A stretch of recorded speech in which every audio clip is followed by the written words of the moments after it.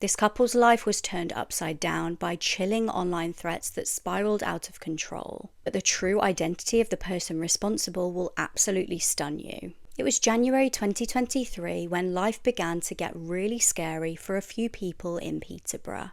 Megan Brailsford was a devoted mother. She was an animal lover and actually loved them so much that she trained to become a vet. She was really hardworking and loved her job.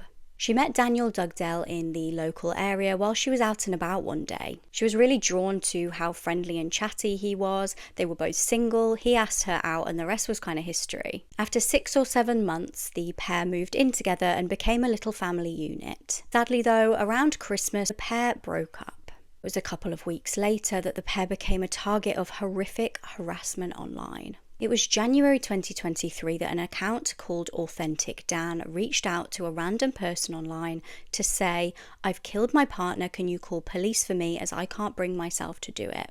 Now, although the anonymous account didn't give a name, the address was given as Dan's address. Officers obviously showed up expecting to find a murder scene. They had tasers, but as they knocked on the door and Dan answered, he just seemed completely stunned.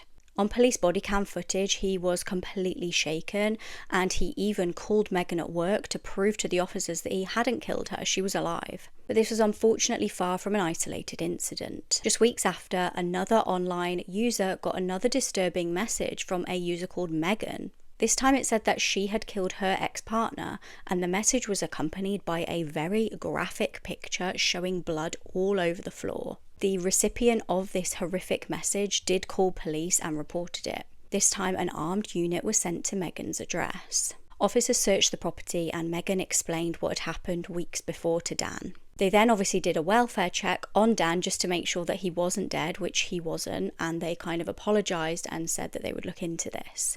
Now, Dan actually told them at the time that an anonymous account had been posting malicious messages about him, saying that he'd unalived himself and had also been sending explicit images to him.